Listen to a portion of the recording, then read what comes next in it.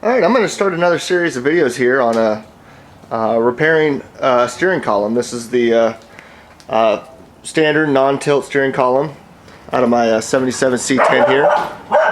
And I apologize for my dog barking, but I'm going to go in and kind of freshen it up. And I'm just going to do this because I just finished painting the whole inside of the cab. And I've got a series, if you subscribe to my channel, then you've seen my my Rust-Oleum paint job videos, and that's what this is. And being enamel paint, it does take a while to dry up. So it's dry to the touch right now, but it's still real soft.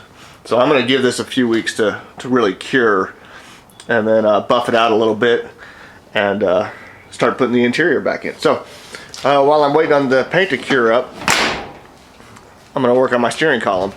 And a couple things I'm going to mention. I'm going to go ahead, even though this ignition switch worked, I'm going to go ahead and replace it because it looks pretty worn out and beat up, and it's a real pain in the butt to get to with the steering column installed in the truck. The reverse switch, it worked. I haven't decided if I'm going to go ahead and replace it with the steering column out of the truck or not. It's not as difficult to get to as the ignition switch. And the ignition switches are about $15. This I have to order from like an online retailer, and they're about 40 bucks. So I may hold off, and if this dies, then I'll replace it because I can. It's not difficult to get to these mounting screws underneath, and it's just a little electrical connector right there. So that's not a big deal. I'll think about that.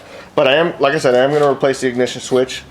I have to come in and replace my hazard little pull tab.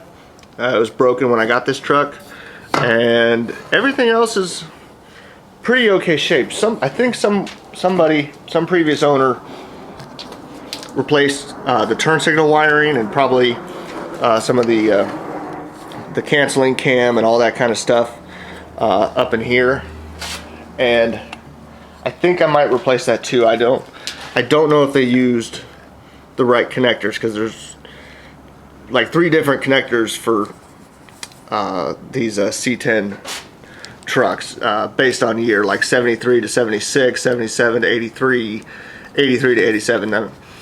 Don't quote me to that. Go check your catalogs and stuff.